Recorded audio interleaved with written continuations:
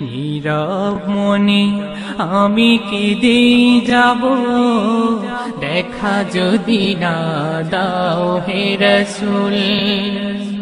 মনের মাঝে মালা গেঁথেই যাব তোমারি নামেতে হে রাসূল। আসসালামু আলাইকা ইয়া রাসূলুল্লাহ। الصلاة والسلام عليك يا حبيب الله.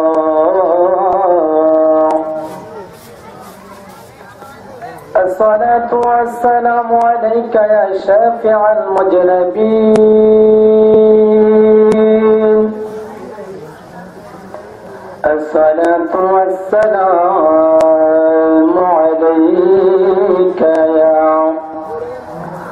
رحمة للعالمين. الحمد لله رب العالمين، والعاقبة للمتقين، والصلاة والسلام على من كان نبيا وآدم بين الماء والطين. فقد قال الله تعالى في كلام المجيد وفي فرقانه الحميد. সকলে আমার সাথে পড়ুন, আউযু বিল্লাহি মিনাশ শাইতানির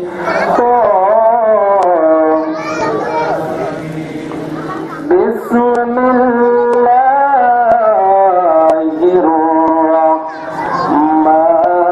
রাহমানির রাহিম।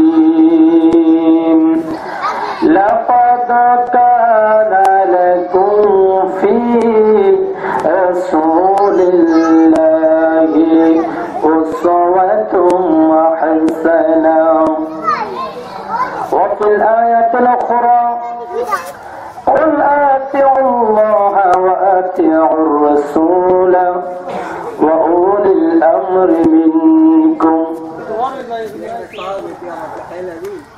وقال النبي صلى الله عليه وسلم من عادى لي وليا فقد عزمته بالحرب. رواه البخاري. أيضا قال الله تعالى في شان حبيبه ومحبوبه ومخبرا وآمرا إن الله وملائكته يصلون على النبي يا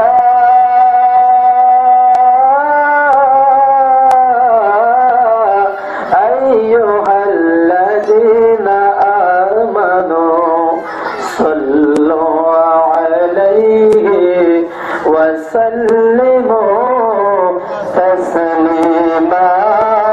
اللهم صل على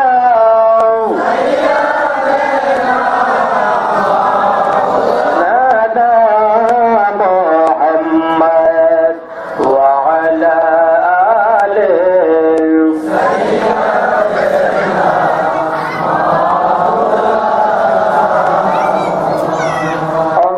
اللهم صل على سيدنا مولانا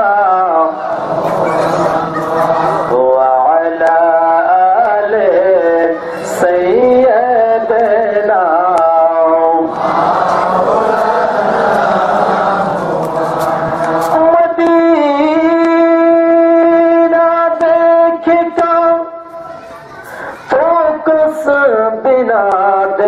का मदीना का रोजा ये जन्नत का नक्शा अल्लाहुम्मा सैयदना मौलाना मुहम्मद व अला आलिहि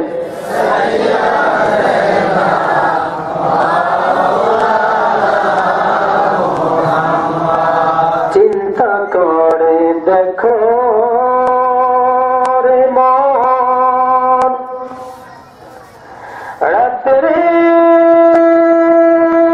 गभीर निशीथे मरण काले बंधु हये के जाबे तोर कबरे अल्लाहुम्मा सल्ली अला मौलाना मुहम्मद व अला आलिहि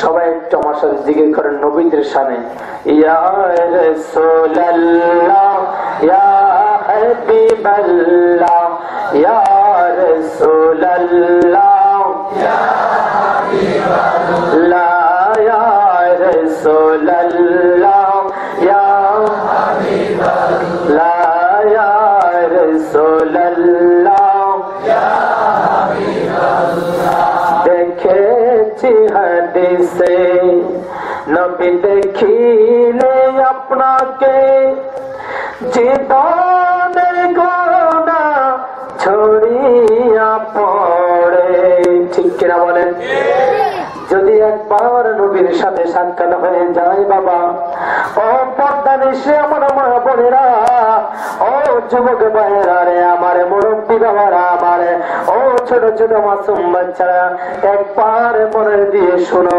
একবার মনোযোগ দিয়ে বসে যাও হতে পারে আজকের এই বসা তোমার নাজাতের জন্য ফায়সালা ঢুকছে না আজকে আমি যে পরিবেশে বসতে পেরেছি হতে পারে আগামী দিনে এই সময় পর্যন্ত এই রাত্র আসার পূর্বে আমার জীবনটা আজরাইলের হাতে চলে যেতে পারে ঠিক না বাবা তার পূর্বে যদি আমার দয়াল নবীজির সাথে একবার যদি সাক্ষাৎ হয়ে যায় সাক্ষাৎ হওয়া মাত্র আমার আপনার জাহান্নামের আগুনটা হারাম হয়ে যায় আরো জোরে বলে সুবহানাল্লাহ পড়েছি হাদিসে নবী দেখিলে আপনাকে জীবনের গোনা ছড়িয়া পড়ে দয়া করিয়া দিও গো দেখা দয়া করিয়া দিও গো দেখা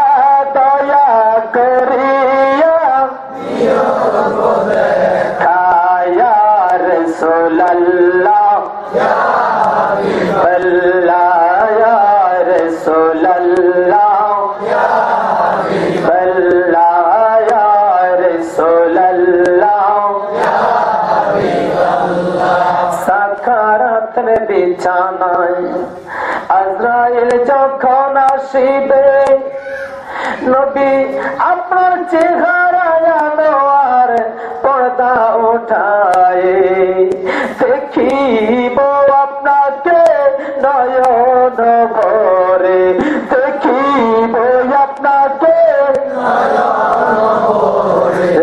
দেখিব আপনাকে নয়ন ভরে ইয়া রাসূলুল্লাহ ইয়া হাবিবাল্লাহ ইয়া রাসূলুল্লাহ ইয়া হাবিবাল্লাহ ইয়া রাসূলুল্লাহ ইয়া হাবিবাল্লাহ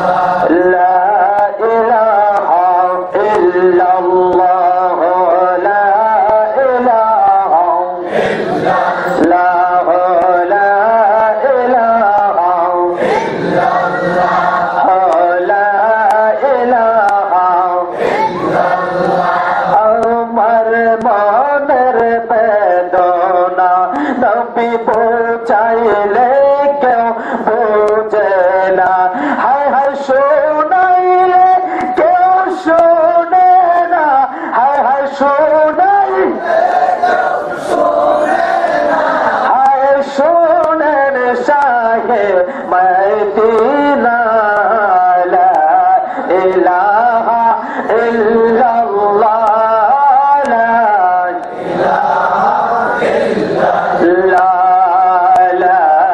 ইলাহা ইল্লাল্লাহ, লা ইলাহা মক্কা ছেড়ে মদিনায় দিনের নবী চলে যায়। হায় হায় মক্কা ছেড়ে মদিনায় দিনের নবী চলে যায়। এখনো জিদ কাটছেন শুয়ে শুয়ে রাওয়াজায়, লা ইলাহা ইল্লাল্লাহ, লা লা ইলাহা লা ইলাহা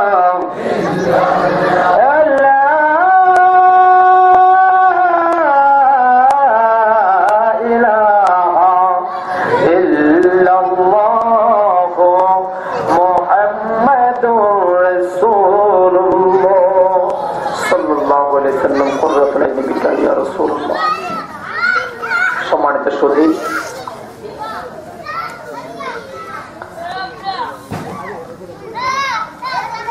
দক্ষিণ কারারচর খাসমহল দরবার শরীফ আয়োজিত 32তম বার্ষিক উরুস মুবারক উপলক্ষে মাওলানা আবুল হাসান শাহ আব্দুর রহমান সিদ্দিকী আল কুরাইশি ওরফে হাজির পীর, অষ্টগ্রামী হানাফি কাদরি চিশতি নকশবন্দি মুজাদ্দিদি রাদিয়াল্লাহু তাআলা আনহু সাহেবের ইজাজতে পীর কামিল শাহ সুফি ডাক্তার আব্দুল হাই সাহেব রাহমাতুল্লাহ আলাইহির এই ব্যানারের মধ্যে, এই পোস্টারের মধ্যে যারা পোস্টার করেছেন, আমি ওনাদেরকে বলবো পরের বছর থেকে, যেহেতু উনি একজন সাধক ছিলেন, আপনারা কি বলেন, ভালো লোক না খারাপ লোক? ভালো লোক না খারাপ লোক? কারণ আপনারা দেখছেন, আমি দেখিনি। ভালো সাক্ষী আপনারা দিবেন। যদি উনি ভালো ব্যক্তি হয়ে থাকে তাহলে উনি একজন মুমিন বান্দা, ঠিক কিনা? আর মুমিন বান্দার ইন্তেকালের পরে নামের শেষে তার রহমতুল্লাহ আলাইহি লিখতে হয়। যদি এই হ্যান্ডবিল গুলার মধ্যে কিন্তু রহমতুল্লাহ আলাইহি নাই, আমি মাহফিল কমিটিকে বলবো আগামী বছর থেকে শাহ সুফি ডাক্তার আব্দুল হাই সাহেব রহমতুল্লাহ আলাইহি যেন লেখা হয়। রহমতুল্লাহ আলাইহির প্রতিষ্ঠিত বার্ষিক উরুস মুবারকের সম্মানিত সভাপতি ডাক্তার আকরাম হোসেন সাহেব খানমহল দরবার শরীফের কর্ণধার। আজকের মাহফিলের প্রধান অতিথি দাগু সিদ্দার ধনী দয়াল শাহ সিদ্দিক সিদ্ধা। আজকের মাহফিলের প্রধান আকর্ষণ উলামায়ে কেরাম হযরত মাওলানা মোহাম্মদ মুমিনুল হক আল কাদরি মাদ্দাজিলহুল আলী, খতিব রসুল পাক জামে মসজিদ পাগলা ফতুল্লাহ নারায়ণগঞ্জ। এছাড়াও বিশেষ বক্তা হিসাবে হযরত আল্লামা মাওলানা আব্দুর রশিদ সাহেব মাদ্দাজিলহুল আলী, সুপারিনটেন্ডেন্ট চিরিশপুর আবু বকর ইসলামিয়া দাখিল মাদ্রাসা। আরো উপস্থিত আপনাদের পার্শ্ববর্তী মসজিদের সম্মানিত পেশ ইমাম খতিব সাহেব, আপনাদের এলাকার সুযোগ্য সন্তান মহামাওলানা তাজুল ইসলাম সাহেব, আপনাদের এলাকার সুযোগ্য সন্তান হযরত মাওলানা সাইফুল ইসলাম সাহেব সহ আজকের মাহফিলের মেধা দিয়ে, বুদ্ধি দিয়ে, শ্রম দিয়ে, আর্থিকভাবে এই মাহফিলের সদস্য থেকে শুরু করে মাহফিলের সম্মানিত সভাপতি পর্যন্ত এবং দূর দূরান্ত থেকে আগত আল্লাহ ওয়ালা, নবী ওয়ালা, রসুল প্রেমিক, ওলি প্রেমিক, কোরআন ও হাদিস প্রেমিক সরল মানা সুন্নি মুসলমান ভাইয়েরা, আমার পর্দানিশী মা বোনেরা, সকলের প্রতি আমার অন্তর থেকে আন্তরিক মোবারকবাদ এবং আমি আবার সালাম দিচ্ছি। কষ্ট করে আরেকবার সালাম গ্রহণ করুন। আসসালামু আলাইকুম ওয়া রাহমাতুল্লাহ। আসুন সে আল্লাহর দরবারে আমরা প্রত্যেকেই লাখ কোটি শুকরিয়া আদায় করছি যে আল্লাহ তাবারক ওয়া তাআলা আদম নবীর উম্মত না বানিয়ে, নূহ নবীর উম্মত না বানিয়ে, ঈসা ও মূসা নবীর উম্মত না বানিয়ে, হযরত দাউদ আলাইহিস সালামের উম্মত না বানিয়ে আমাদেরকে শ্রেষ্ঠ নবী, শ্রেষ্ঠ রাসূলের উম্মত বানিয়ে আমাদের সকলকে আজকের জান্নাতের বাগানের মধ্যে বসার তৌফিক দান করে দিয়েছেন। সেজন্য একবার জবান ছেড়ে দিয়ে মুহাব্বত সহকারে বলে আলহামদুলিল্লাহ। আপনারা কি মাহফিলে আসতে পেরে খুশি না বেজার? আমার আল্লাহ তাআলার পক্ষ থেকে হচ্ছে লা ইন শাকারতুম লা আযীদান্নাকুম ওয়া লা ইন কাফারতুম ইন্না আযাবি লাশাদীদ। বান্দা, যদি আমার পক্ষ থেকে একটা রহমত পেয়ে যাও আর রহমত পাওয়ার পরে যদি আমি আল্লাহর শুকরিয়া আদায় করো, তাহলে আমি তোমার রহমতের দরিয়ার মধ্যে রহমত দিতে দিতে তোমাকে আমি আল্লাহ নাজাতের ফয়সালা দান করে দিব। শুধু তাই নয়, আপনি যদি আপনার মনের মধ্যে খালিস নিয়তে আজকের মাহফিলের মধ্যে বসে যান, আপনার মনের মধ্যে যদি কোনো খালিস নিয়ত থাকে, খাস কোনো নিয়ত যদি থাকে, আজকের মাহফিল থেকে বের হওয়ার পূর্বে আমার আল্লাহ তাবারক ওয়া তাআলা আমার দয়াল নবীর উসিলায় হযরত আল্লামা শাহ সুফি ডক্টর আব্দুল হাই সাহেব রাহমাতুল্লাহ আলাইহির কিবলার উসিলায়, বাবা শাহজালাল শাহপুরার উসিলায়, 300 আউলিয়া বাবা আউলিয়ার উসিলায় আপনার মনের মাকাসুদটাকে আল্লাহ কবুল মঞ্জুর করে দিবেন। সকলে আলহামদুলিল্লাহ। পারে কিনা? আল্লাহ পারে কিনা? আল্লাহ যদি পারে, কারো কোনো জবাব দূর করতে হবে? কাউকে জিজ্ঞাসা করতে হবে? এই মাহফিল কমিটির মতো কি কমিটি করে জিজ্ঞাসা করতে হবে যে সভাপতি সাহেব, সেক্রেটারি সাহেব, আমি কুমতের মনের আশা পূরণ করবো, আমি কুমতের গুণাগুলো মাফ করবো? আল্লাহ কাউকে জিজ্ঞাসা করতে হবে? জিজ্ঞাসা করতে হবে? এক পিছনে বাইরে বলে জিজ্ঞাসা করতে হবে। আমার আল্লাহ হচ্ছে লা ইলাহা, আরে যে বলে লা ইলাহা, আর যখন লা ইলাহা ইল্লাল্লাহ আপনি যখন মনে প্রাণে মেনে নেবেন, মেনে নেওয়ার সাথে সাথে আমার আল্লাহর ঘোষণা হচ্ছে আমার আপনার জীবনের সমস্ত গুণাগুলিকে আল্লাহ মাফ করে দেয়। এরপর সুবহানাল্লাহ আসতে পারে, জোরে বলবেন না? আরে বাবা, যদি মনে প্রাণে লা ইলাহা ইল্লাল্লাহকে মেনে নিতে পারেন, হাদিসে এসেছে ফাকালু লা ইলাহা ইল্লাল্লাহ ফাদাখালাল জান্নাহ, যে ব্যক্তি মনে প্রাণে ইয়াকিন সহকারে লা ইলাহা ইল্লাল্লাহ মেনে নিবে, বিশ্বাস করবে, আমার দয়াল নবীজি বলতেছেন ফাদাখালাল জান্নাহ, সে ব্যক্তি অবশ্যই অবশ্যই জান্নাতের মধ্যে প্রবেশ করবে। এবার বলেন, আমরা সবাই জান্নাতে যেতে চাই কিনা? জান্নাতে কি নিজের আমল দিয়ে যাব না নবীর সুপারিশের মাধ্যমে যাব? নিজের আমল দিয়ে যাবেন? নামাজ পড়ার আগে রুজু করতে গেলে তো ভুল করি, আমল হইল? নামাজ পড়তে যাবো সূরা ফাতিহা ভুল করি, নামাজ পড়তে যাবো, রুকু করতে যাবো, রুকুর মধ্যে তাসবিহ পড়বো সুবহান রাব্বিয়াল আযীম, ভুল করি, করি কিনা বলেন? আপনারা সবাই সহি কি বলেন? এই এলাকার সমস্ত লোক কারিয়ানা সাহেব, সব কারি সাহেব সবাই সহি, কিন্তু কিছু কিছু এলাকার লোক তো আছে, আছে না? তারা যদি রুকু করতে যায় সেখানেও ভুল করে, সিজদা করতে যাবে সেখানেও ভুল করে, আমরা নামাজে তাশাহুদ পড়বো সেখানেও তো ভুল হয়ে যায়। নিজের আমল দিয়ে কিভাবে জান্নাতে যাবেন? যে দয়াল নবীজির শাফায়াতের মাধ্যমের জন্য, শাফায়াতের উসিলার জন্য, দয়াল নবীজির শাফায়াত কামনা করে যে নবীজির উসিলা পাওয়ার জন্য আদম সফিউল্লাহ থেকে ঈসা রুহুল্লাহ পর্যন্ত সমস্ত নবী আর রাসূলগণ আমার নবীর শাফায়াতের উসিলা ছাড়া, আমার নবীর মাধ্যম ছাড়া কেউ জান্নাতে যেতে পারবে না। আমি আপনি আমার নবীকে ছাড়া কি যেতে পারবো? সে নবীর কদমে হাজারো লাখ কোটি দরুদ আর সালাম জানাই। আল্লাহ তাবারক ওয়া তাআলা যেন আমাদের প্রত্যেকের পক্ষ থেকে কবুল আর মঞ্জুর করে, সকলে আল্লাহুম্মা আমিন। সাথে সাথে এই বাংলার জমিন সহ সারা বিশ্বের মধ্যে, কুল কায়নাতের মধ্যে অনেক আউলিয়া কেরামগণ শুয়ে আছেন যারা পর্দার অন্তরাল থেকে অন্ধ নয়। আমাকে আপনাকে ওই পিছনের ভাই হয়তো আমাকে দেখেন না, কিন্তু ওলি আল্লাহরা 3.5 হাত মাটির নিচে চাপা দেওয়ার পরেও দেখতে পারেন, ঠিক কিনা? আরে বিশ্বাস আছে কিনা বলেন? ওলি আল্লাহদেরকে মাটিতে চাপা দেওয়ার পরে, কবর দেওয়ার পরে কয় হাত নিচে দেয়? 3.5 হাত। 3.5 হাত নিচে না শুধু, তারপরে যারা ওলি আল্লাহ বুজুর্গান, ওনাদের কবরকে আরেকটু কি করা, মোজাইক করা হয়, মোজাইকের উপরে টাইলস করা হয়। এরপরেও ওলি আল্লাহর আধ্যাত্মিক চোখের পাওয়ার আমার আল্লাহ বাড়িয়ে দেন। যদি কোনো মুরিদান, কোনো ভক্ত আশিকান যেখানে মধ্যে বিপদে পড়ে যায়, ওই ওলি আল্লাহ রুহানে তাওয়াজ্জুহ দিয়ে, ফায়দাত দিয়ে তাকে বিপদ থেকে উদ্ধার করে দিয়ে পারে, ঠিক কিনা? পারে কিনা? বিশ্বাস আছে কিনা? এই বিশ্বাসের নাম হচ্ছে ঈমান। কি? আল্লাহ রাব্বুল আলামিন বলতেছেন আল্লাযীনা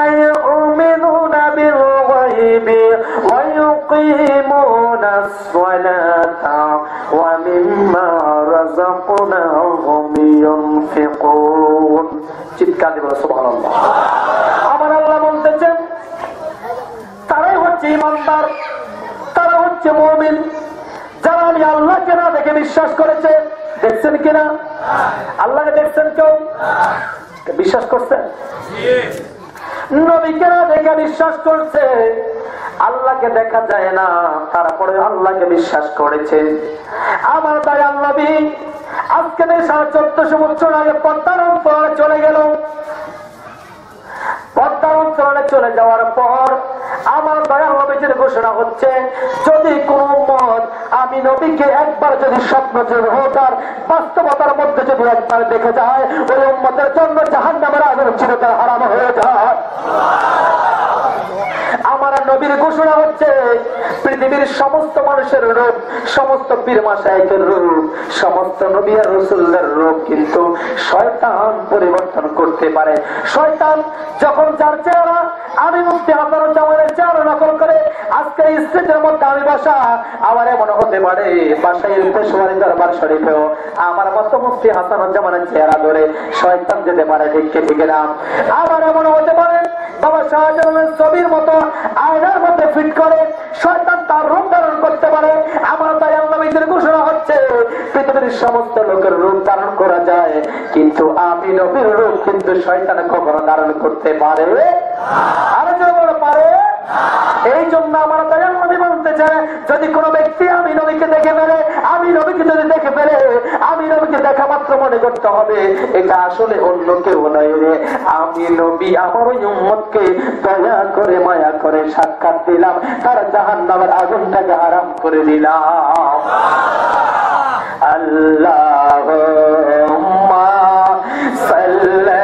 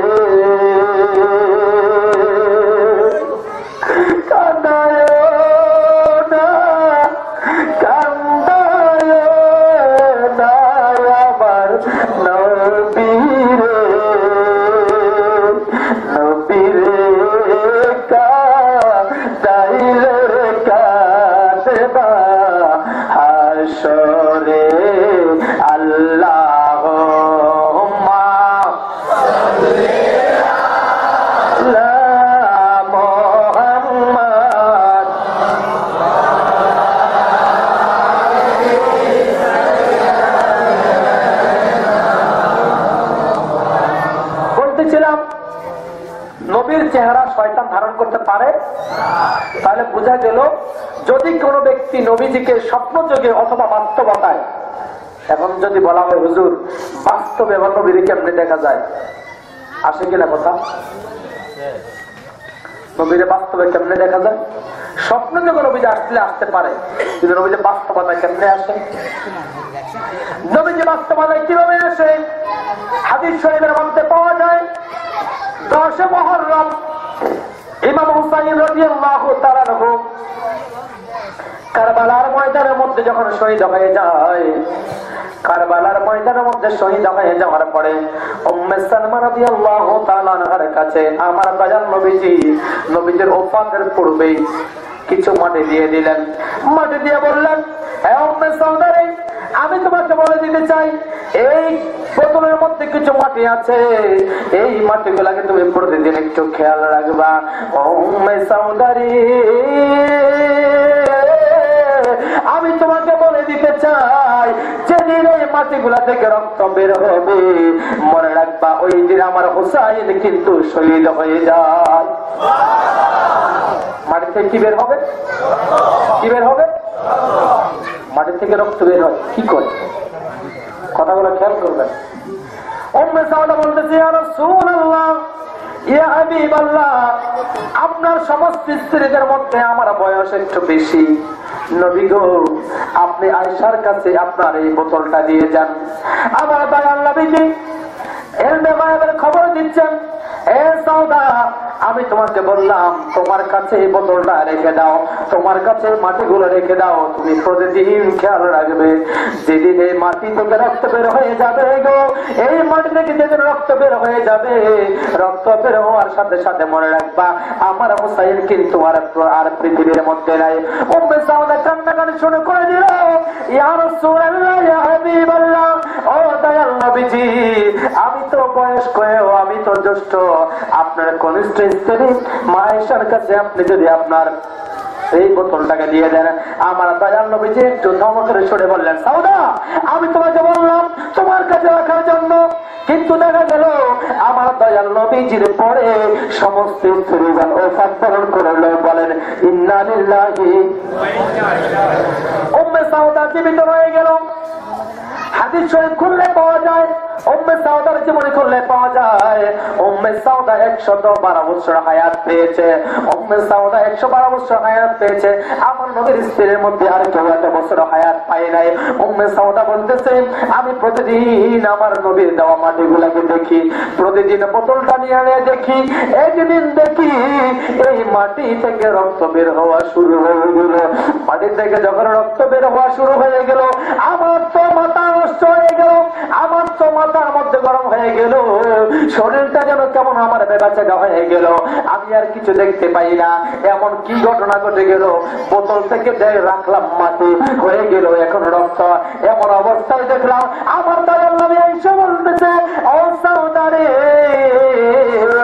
তুমি কি তোমার ওই হাতের কোটটার মধ্যে বালিগুলোর মধ্যে নজর করেছ? এবার উম্মে সাউদা বলতেছে, ইয়া রাসূলুল্লাহ ইয়া হাবিবাল্লাহ নবীজি আমি দেখলাম বোতলের মধ্যে থেকে কেন যেন রক্ত বের হয়ে গেল। আর আরেকটা জিনিস খেয়াল করলাম, ও নবী গো আপনার শরীরের মধ্যে দেখলাম আপনার কাদা লেগে আছে, দাড়ির মধ্যে কাদা লেগে আছে, আপনার জামার মধ্যে কাদা লেগে আছে, রক্ত লেগে আছে। আমার দয়াল নবীজি, আমার দয়াল নবীজি উম্মতের কান্ডারি কলিজার টুকরা হাসান হুসাইনের নয়নমণি নানা জানতে বেলা আমার দয়াল নবীজি বলতেছেন, উম্মে সাউদা রে আমার হুসাইনকে সীমানার হাতের মধ্যে এই জিদের হুকুমে আমার নাতিকে জবাই করে সেখানে শহীদ করা হয়েছে। জোরে জোরে বলে নাউজুবিল্লাহ। এবার উম্মে সাউদা বলতেছে, ইয়া রাসূলুল্লাহ কারবালার ময়দান থেকে অনেক দূর, কারবালার ময়দানের মধ্যে যদি খতম হয়ে যায়, শহীদ হয়ে যায় ইমাম হুসাইন, আপনি রয়েছেন মদিনাতুল মুনাওয়ারা, আপনার গায়ের মধ্যে কিভাবে, আপনার গায়ের মধ্যে পাঞ্জাবের মধ্যে দাড়ির মধ্যে কিভাবে পেট কাদা লাগতেছে, কিভাবে পেট কাদা লাগলো। আমার নবী বলতেছে আমি রওজা থাকতে পারি না, আমি রওজার মধ্যে রওজা থেকে উঠে গিয়ে আমার নানা জান আমার নাতি হুসাইনকে আমি কোলের মধ্যে চাপতে মেরে ধরেছি, আমি হুসাইনকে কোলের মধ্যে নিয়ে আমার নানাকে সান্ত্বনা বানিয়ে দিয়ে এসেছি। ও হুসাইন তোমার প্রত্যেকটা রক্তবিন্দুর কারণে আমার হাজার হাজার লক্ষ লক্ষ উম্মতের নাজাতের ফয়সালা হয়ে গেল।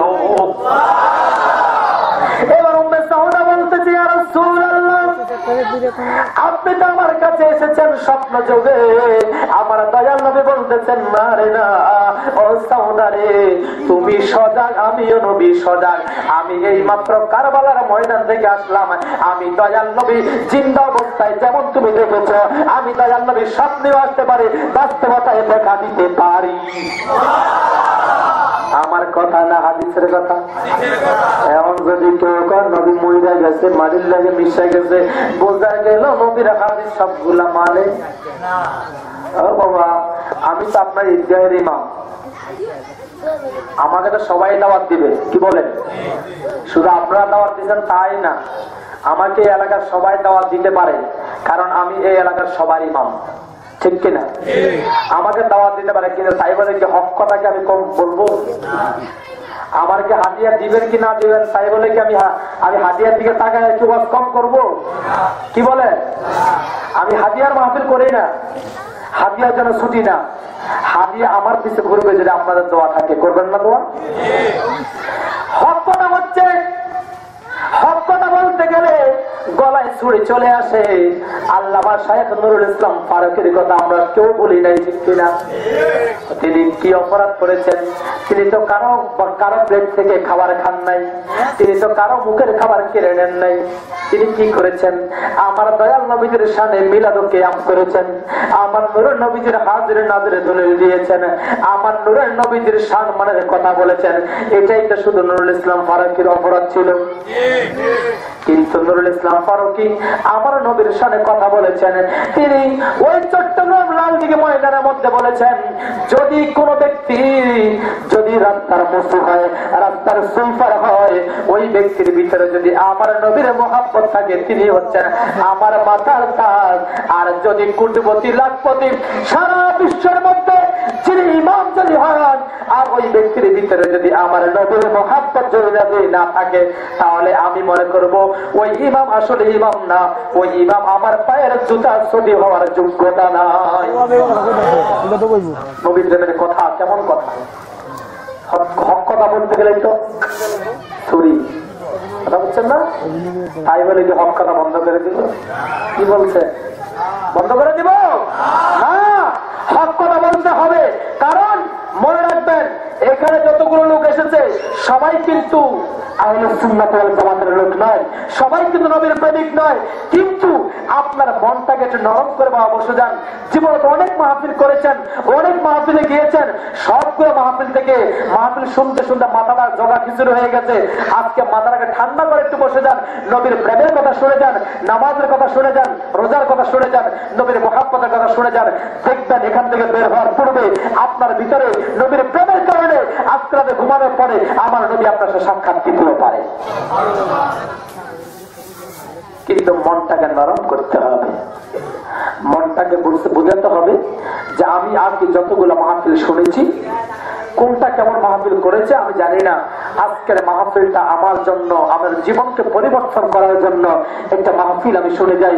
আমার নবীর প্রেমের কথা শুনে যাই, ওলি আল্লাহর হক কথা শুনে যাই, কোরআন হাদিসের কথা শুনে যাই, কিভাবে নামাজ পড়বো, কিভাবে রোজা রাখবো, কোন তরিকা নামাজ পড়তে হবে, কোন তরিকা নামাজ পড়া দরকার, আমি এখান থেকে শিখে যাব। যদি আপনার মনটাকে নরম করে যান, তাহলে আমি বোঝাতে সহজ হবে, ঠিক কিনা?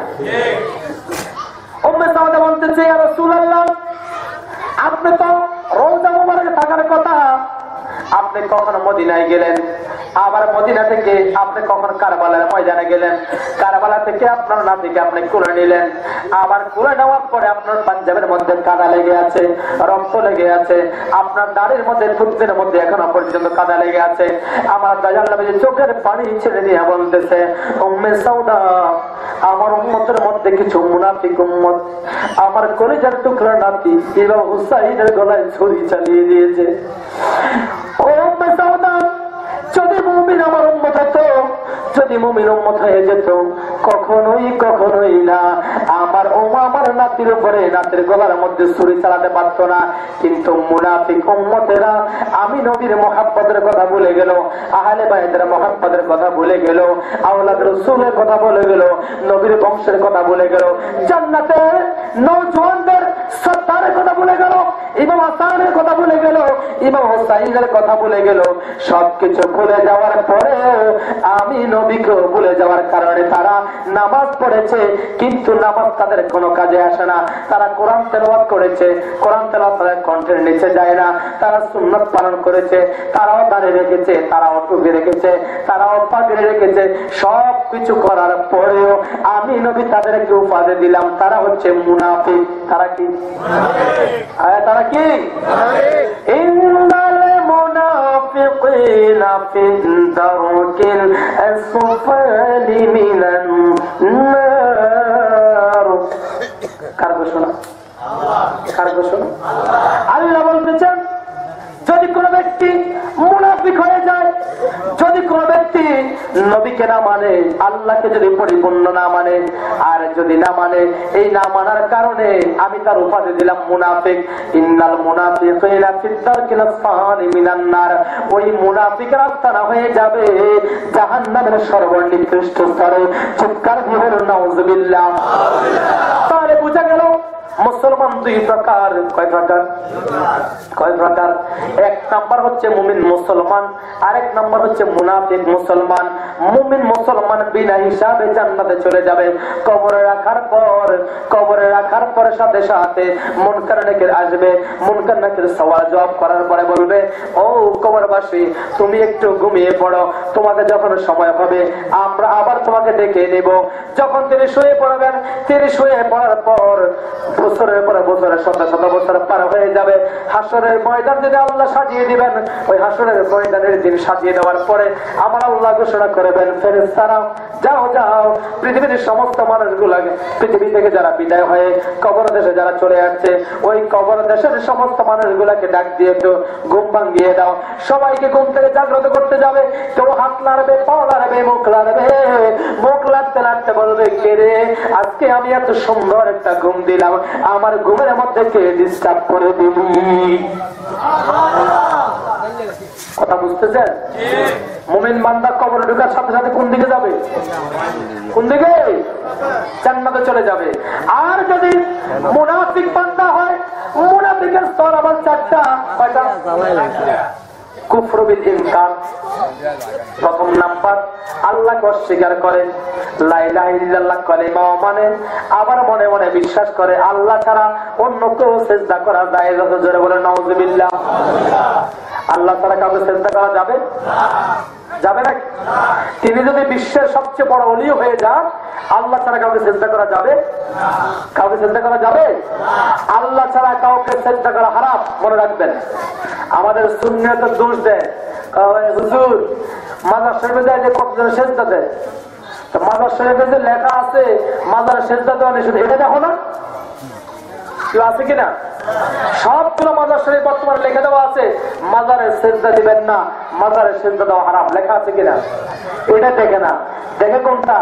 হাজার হাজার লক্ষ লক্ষ লোক মাজারে আসে, দুই চারজন সিজদা দেয়। আচ্ছা, ওই লোক যে সিজদা দেয় এটা কি মাজার শরীফে বলে দিছে? ওলিয়ারা বলে দেয়? আমাদের সুন্নিয়তের কথা, আহলে সুন্নাত ওয়াল জামাতের কথা হচ্ছে আল্লাহ ছাড়া কাউকে সিজদা করা যাবে? আরে যদি বলেন যাবে? যাবে না। সিজদার মালিক একমাত্র আল্লাহই পাবে, ইবাদতের হকদার শুধু একমাত্র আল্লাহ। আল্লাহ রাব্বুল আলামিন বলেন, ওয়া মা খালাকাতুল জিন্না ওয়াল ইনসা ইল্লা লিয়াবুদুন। আমি আল্লাহ তাবারক ওয়া তাআলা দুনিয়ার মধ্যে যা কিছু সৃষ্টি করেছি তার মধ্যে মানুষ আর জিন জাতি, এই দুইটা জাতিকে সৃষ্টি করেছি শুধু আমি আল্লাহর ইবাদত করার জন্য। কার ইবাদত? কার ইবাদত? আল্লাহর মানলো আবার অন্যরে সিজদা করলো, আল্লাহরে রব হিসাবে মানে আবার অন্যরে খোদা হিসাবে মানে, আবার দেখা যায় আল্লাহর কাছেও যায়, আবার কালীর কাছেও গিয়া কালিমা কালিমা কয়। আছে কিনা? মুসলমানরা যায় কিনা পূজায়? বলেন, মুসলমানরা পূজায় যাওয়া যায় না হারাম? ওম্মা এত যুবক ভাইরা সব উঠতে ধরে শুরু করবো, হুজুর কই কেউ মা?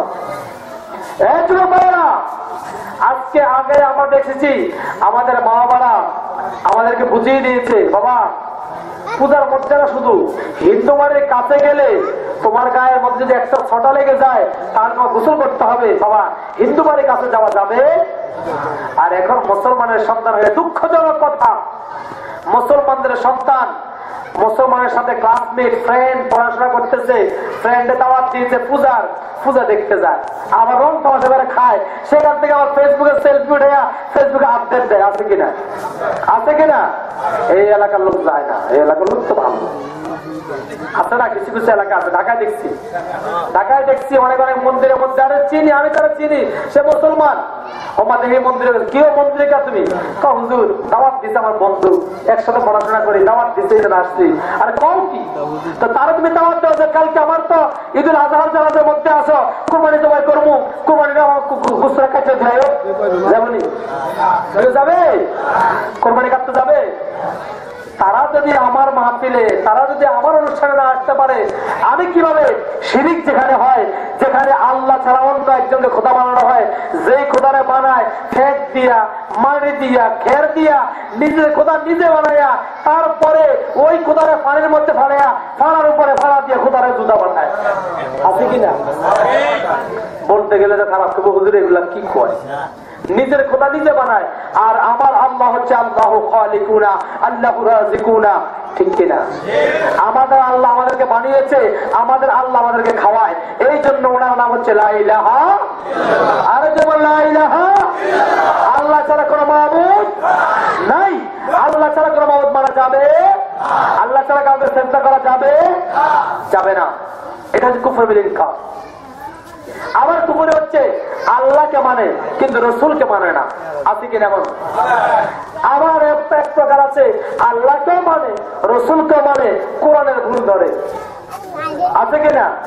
কোরআনের এটা ভুল এটা ভুল, এই 3 নাম্বার। আর 4 নাম্বার হচ্ছে আল্লাহ মানে রসুল মানে কোরআন মানে সবকিছু মানার পরেও কয় নবী আমার মতো, নাউজুবিল্লাহ, আছে কিনা? বাবারা মাহফিল তো বহুত শুনছেন, ইচ্ছা কাহিনী করলে মাহফিল করা যায় না? ইমান যে তাজা না হয়, আমার পূর্বে যিনি আলোচনা করেছেন, আমরা একটি মাদ্রাসায় পড়াশোনা করেছি, মাওলানা মোহাম্মদ মুমিনুল হক আল কাদরি, ঢাকা কাদরিয়া তৈয়বিয়ার নাম শুনেছেন? আমি ঢাকা কাদরিয়া তৈয়বিয়া পড়াশোনা করেছি। যখন আমার এক ক্লাস নিচেই ছিল সে, আমার ছোট ভাই, খুব মহব্বতের ভাই। আজকে এখানে এসে দেখা হয়ে যাবে ভাবতে পারি নাই। ওমর ফারুক ভাই সবকিছু গোপন রেখেছে, আমারও বলে না হের কাছে বলে না আমার কথা। কি চিন্তা করেন কেমন লোক! সংসারে এসে দেখি 2 জন এক সংসারের লোক। এরপরে তিনি যে আলোচনা করেছেন, তার আলোচনার মধ্যে একটা কথা ছিল, ইমান তাজা করা। ইমান যদি তাজা হয়ে যায়, আপনার আমল যদি কম হয়, আমার আল্লাহ রাসূলের মহব্বতে আল্লাহ তাবারক ওয়া তাআলা আমাদেরকে মাফ করে দিতে পারে, ঠিক কিনা? আর যদি আমার ইমান যদি তাজা না থাকে, ইমান যদি না থাকে, তাহলে আমি সারা জীবন আমল করব। রবীন্দ্রনাথ ঠাকুর দাঁড়িয়ে রেখেছে, আবার টুপিও পড়েছে মাঝে মধ্যে। এখন হিন্দুদের মধ্যে শিখ বংশধর আছে, দেখবেন টুপি রাখে, পাগড়ি পরে, তারপর দাঁড়িয়ে রাখে, কোথাও কোথাও আছে কিনা? হিন্দুদের শিখ বংশধর দেখছেন? শিখ বংশধররা দাঁড়িয়ে রাখে, টুপি রাখে, টুপির উপরে পাগড়ি পড়ে, তারপরে কি আমল কোন গ্রহণযোগ্য হবে? কি নাই? জোরে বলো না, কি নাই? কি নাই? লা ইলাহা ইল্লাল্লাহ কালিমার কোন ঈমান নাই। লা ইলাহা ইল্লাল্লাহ মানে না, মানে কোনটা? লা ইলাহা ইল্লাল্লাহ আব্দুল্লাহ ফজরান মানে মানে নরকে যাও, এটা হচ্ছে তাদের কলমা। কথা বলছেন নি? হিন্দু ভাইরা যারা আছে, শ্রীকৃষ্ণ রামায়ণ করে দেখলাম, ওই শ্রীকৃষ্ণ রামায়ণের মধ্যে এসেছে, ওই তিনি রামায়ণ বলতেছেন, শ্রীকৃষ্ণ সাহেব বলতেছেন, তিনি বলতেছেন আমার পরে এই ধরনের মধ্যে এমন একজন ব্যক্তি আসবে যার প্রথম অক্ষর থাকবে মিম আর শেষের অক্ষর থাকবে দাল। ওই নামের ব্যক্তির সঙ্গে সাক্ষাৎ হয়ে যায়, তবে তোমরা তার কাছে গিয়ে কালিমা পাঠ করে নাও। আরে যে বলো মারহাবা। শ্রীকৃষ্ণ রামায়ণ লিখতেছেন যে আমার পরে এমন একজন ব্যক্তি মক্কা নগরের মধ্যে আসবে, ওই ব্যক্তির নামের প্রথম অক্ষর থাকবে মিম আর শেষের অক্ষর থাকবে দাল।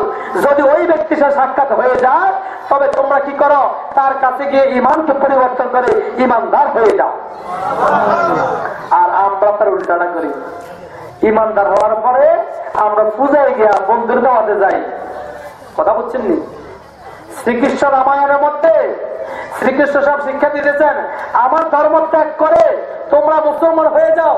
আর আমরা মুসলমানরা আমাদের ধর্মকে রাইখা তারপর মূর্তির সামনে, কালীর সামনে যায়, দেখি কালীর কেমনে রয়েছে না রয়েছে। দুঃখ না? এটা আমাদের যুবকদের মধ্যে এটা বেশি বেশি দেখা যায়। আমি দোয়া করি বারে আল্লাহর কাছে, আল্লাহ তাবারক ওয়া তাআলা যেন আমাদের প্রত্যেকের মধ্যে খাস ঈমান নসিব করে দেন। সকল আল্লাহুম্মা আমিন। আর বিশেষ করে আমার যুবক ভাইরা যারা আছেন, আমি যুবক ভাইদের উদ্দেশ্যে বলবো, আপনাকে মানতে হবে লা ইলাহা ইল্লাল্লাহ মুহাম্মদ রাসূলুল্লাহ সাল্লাল্লাহু আলাইহি সাল্লাম। লা ইলাহা ইল্লাল্লাহকে বিশ্বাস করবেন আর মুহাম্মদ রাসূলুল্লাহকে মহব্বত করবেন, এই দুইটা মিলে হচ্ছে ইমানদার। যদি আপনি এর উপর ইস্তেকামত থাকেন, যদি আপনি লা ইলাহা ইল্লাল্লাহকে মানেন, কখনোই নয় আপনি কখনো অন্য কার সামনে যেতে পারেন না। আপনার সিজদা হবে, আপনার মাথা নত হবে একমাত্র আল্লাহর রাহে, ঠিক কিনা? আমি একদিকে আল্লাহকে ভালোবাসি, নবীকে মহব্বত করি, কিন্তু নবীজির দুরূদের বেলায় আসলে, নবীজির সালামের বেলায় আসলে আমার মুখ দিয়ে সালাম আসে না, বিদআতের ফতোয়া চলে আসে। বাবা, বিদআতের ফতোয়া। আমার দয়াল নবীজি একদিন মসজিদের নববীর মধ্যে বসে আছেন, মসজিদে নববীর মধ্যে বসা থাকা অবস্থায় সাহাবায়ে কেরামকে জিজ্ঞাসা করলেন, ইয়া রাসূলুল্লাহ, সাহাবায়ে কেরাম জিজ্ঞাসা করলেন, ইয়া রাসূলুল্লাহ, ইয়া হাবিবাল্লাহ, আপনাকে জিজ্ঞাসা করতে চাই, মা হুয়াল ইসলাম, মা হুয়াল ইহসান। আমরা আপনাকে জিজ্ঞাসা করতে চাই ইসলাম কি, ইহসান কি। নবীজি একটা একটা করে উত্তর দিলেন। একটা একটা করে উত্তর দেওয়ার পরে ওই সাহাবী চলে গেল। ওই সাহাবী চলে গেল। চলে যাওয়ার পরে এর মধ্যে অনেকগুলা প্রশ্ন করেছেন। লাস্ট প্রশ্ন ছিল, ইয়া রাসূলুল্লাহ, কিয়ামত কখন হবে? আমার দয়াল নবীজির ঘোষণা হচ্ছে কিয়ামত কখন হবে? যখন দেখবা যার পায়ে জুতা ছিল না সেও জুতা পরে, আর যখন দেখবা ও জ্ঞান লোক, মূর্খ লোক সমাজের মধ্যে নেতা হয়ে যায়, মনে রাখবা কিয়ামত কিন্তু ঘনিয়ে এসেছে।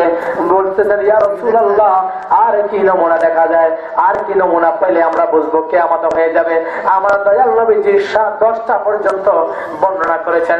এবার ওই সাহাবী বললেন, ইয়া রাসূলুল্লাহ, কিয়ামত কখন হবে? আপনি দিনটা বলে দেন, আপনি রাতটা বলে দেন, আপনি সময়টা বলে দেন। আমার নবীজি বলতেছেন, ওরে আমার সাহাবীরা রে, মনে রাখো, মনে রাখো, কিয়ামত যখন হবে ওই দিনটা হবে 10 মুহররম। কিয়ামত যখন হবে ওই দিনটা হবে শুক্রবারের দিন। কিয়ামত যখন হবে সেই দিনটা হবে আসরের নামাজের শেষ সময়। আর আমার নবীজি সালটা বললেন না, সময়টা বললেন, দিন বললেন, সময় বলে দিলেন, কিন্তু সালটা বললেন না। নবীজি গোপন রেখে দিলেন। এবার সাহাবী উঠে চলে গেল। সাহাবী উঠে কিছু দূরে যাওয়ার পরে আমার দয়াল নবী আবু বকরকে জিজ্ঞাসা করতে, আবু বকর, ও আবু বকর রে, এতক্ষণ যে তোমাদের সামনে বসে বসে আমাকে প্রশ্ন করলো, চিনুনি এই ব্যক্তিকে? বলতেছি, ইয়া রাসূলুল্লাহ, এই ব্যক্তিকে আগে আমরা কখনো দেখি নাই। এরপরে বলতেছি, ইয়া রাসূলুল্লাহ, ওনার দিকে তাকিয়ে দেখলাম উনি যে খুব দূর থেকে এসেছেন তাও মনে হয় না, আবার উনি যে আমাদের পাড়া মহল্লা থেকে তাও মনে হয় না। অর্থাৎ দূর থেকে আসলে তার ঘামানোর কথা, কাছ থেকে আসলে আমাদের চিনার কথা, আমরা তাকে কোনোদিন দেখি নাই। আমার দয়াল নবীজি বলতেছেন, ওরে আবু বকর, ওমর, ওসমান, আলী, শুনে রাখো, এতক্ষণ তোমাদের সামনে যিনি ছিল তিনি হচ্ছেন জিবরাইল আমিন। কাজ শুরুতে আসছে, কাজ শুরুতে, আর সবাই বলে না কাজ শুরুতে আসছে। এখন জিবরাইল আমিন মানুষের সুরতে আসলো, তাই বলে কি জিবরাইলকে মানুষ বলা যাবে? আমার দয়াল নবীজি মানুষের সুরতে আসলো। আমার দয়াল নবীকে মানুষ বানানোর জন্য, আমার দয়াল নবীকে আমার তোমার বানানোর জন্য এত ফেরেশান হয়ে গেছে, ঠিক কিনা? আছে কিনা? আছে কিনা? বলতেছেন, শুনে রাখো, যিনি এতক্ষণ পর্যন্ত তোমাদের সামনে প্রশ্ন করলেন উনি তোমাদেরকে ইসলাম, ইহসান এবং কিয়ামতের আলামত শিক্ষা দেওয়ার জন্য আমি নবীকে প্রশ্ন করেছেন। আর আমি তোমাদের সামনে বলেছি তোমাদেরকে শিক্ষা দেওয়ার জন্য যিনি এতক্ষণ তোমাদের সামনে ছিলেন উনি হচ্ছেন মানবাত্রিকে আল্লাহ শ্রেষ্ঠ ফেরেশতা জিবরাইল আমিন চলে আসলো। জিবরাইল যদিও মানুষের চেহারায় আসছে, তারপরে জিবরাইলকে মানুষ বলা যাবে? মানুষ বলা যাবে? মানুষ বলা যাবে না। হাদিস শরীফ খুলে দেখলাম আমার দয়াল নবীর জীবনের মধ্যে জিবরাইল আমিন 4 বার চলে আসলো মানুষ আকৃতিতে। একবার হেরা গুহার মধ্যে, আর একবার চলে আসলো আকাশের এবং জমিনের মধ্যে, মাঝখানে চেয়ারের মধ্যে বসে আছে। তৃতীয়বারের মধ্যে আমার দয়াল নবীর সাথে সাক্ষাৎ করলো ইসলাম শিক্ষা দেওয়ার জন্য। চতুর্থবার আমার দয়াল নবীজি যখন মৃত্যুর মধ্যে বিছানায় শুয়ে পড়লো, মৃত্যু যখন হয়ে যাবে, ওফাত যখন হয়ে যাবে, জিবরাইল আমিন আজরাইলের সাথে মানব ছুটতে চলে আসলো। কথা বুঝতেছেন তো? জিবরাইল আমিন কয়বার মানুষ আকৃতিতে আসলো? কয়বার? এই 4 বার আসার পরেও জিবরাইলকে মানুষ বলা যাবে? কারণ জিবরাইল কিসের তৈরি? নূরের তৈরি। কিসের তৈরি? সমস্ত ফেরেশতারা নূরের তৈরি। আর জিন হচ্ছেন জিন। এবার দয়াল নবীজি হেরা গুহার মধ্যে সাক্ষাৎ করলেন জিব্রাইলের সাথে আসমান জমিনের মধ্যে ধুলোমান ছিল। আর জিব্রাইল আমিন চেহারার মধ্যে বসা ছিল, সেখানের মধ্যে দেখলেন। তৃতীয়বার জিব্রাইল আমিন আসলেন আল্লাহর নবীর সামনে ইসলাম শিক্ষা দেওয়ার জন্য। চতুর্থবার চলে আসলেন আমার দয়াল নবী যে সফর মাসে যখন অসুস্থ হয়ে পড়লেন, সফর মাসের শেষ বুধবার নবীজি একটু সুস্থ হয়ে গেলেন। আগে তার সম্ভব আছে না, কথাগুলো বলতে কষ্ট হয়ে যেত আপনাদের। দয়াল নবীজি আখেরে তার সম্মানের মধ্যে একটু অসুস্থ হয়ে গেলেন। কিছুটা সুস্থ হয়ে যাওয়ার পরে এবার সাহাবীরা খুশি হয়ে গেল, আমার দয়াল নবীজি মনে হয় পরিপূর্ণ সুস্থ হয়ে গেলেন। কিছুদিন পরে চলে আসলো রবিউল আউয়াল মাস। ওই রবিউল আউয়াল মাসের 11 তারিখের মধ্যে আমার দয়াল নবীজি অসুস্থতার কারণে আর উঠতে পারতেছেন না। আমার দয়াল নবীজি ঘরের মধ্যে হুজরা মুবারকের মধ্যে শুয়ে আছেন। মা ফাতেমা জোহরা আমার দয়াল নবীজির পাশের মধ্যে রুমের মধ্যে বসা। কিছুক্ষণ পরে বাবার খেদমত করে মাথার মধ্যে চুলগুলো টেনে নিয়ে যায়। কিছুক্ষণ পরের মধ্যে এসে আবার পানির মধ্যে পানি দিয়ে মাথাটা ধুয়ে দিয়ে যায়, শরীরটা মুছে দিয়ে যায়। বাবাকে বলতেছে, ইয়া রাসূলুল্লাহ, ইয়া হাবিবাল্লাহ, ও বাবা জান, আপনার শরীরটা মনে হয় খুব অসুস্থ। আমার দয়াল নবী বলতেছে, মা ফাতেমা, আমি পরিপূর্ণ সুস্থ আছি, তুমি আমাকে নিয়ে চিন্তা করো না, আমি আবার সুস্থ হয়ে যাব। পরিপূর্ণ সুস্থ হয়ে আমি আমার আল্লাহর সাথে সাক্ষাতে যাব। চিৎকার দিয়ে বলুন সুবহানাল্লাহ। মা ফাতেমা বসে আছেন কোথায়? নবীজির মাথার কাছে। নবীজির মাথার কাছে বসে আছেন, মা ফাতেমা বসে আছেন। এমন সময় দরজার মধ্যে টক টক টক টক শব্দ হলো। দয়াল নবীজি বললেন, মা ফাতেমা রে যাও, দরজাটা একটু খুলে দিয়ে আসো। দরজার মধ্যে কে যেন এসেছে।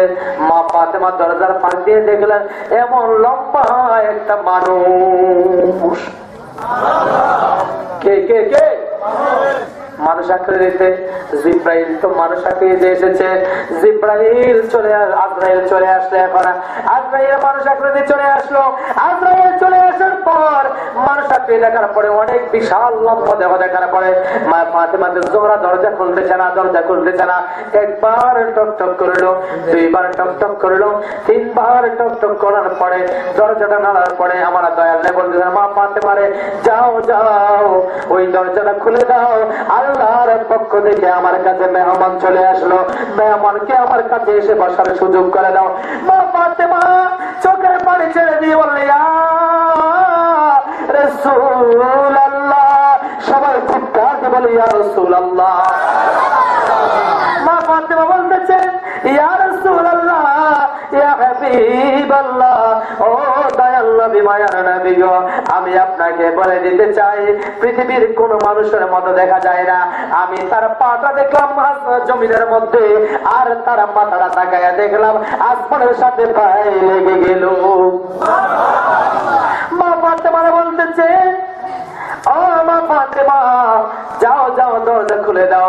দরজা খুলে দিলে আমি নবীর এই ঘরের মধ্যে ওই মেহমান প্রবেশ করতে পারবে। আমার নবী জানে কি জানে না?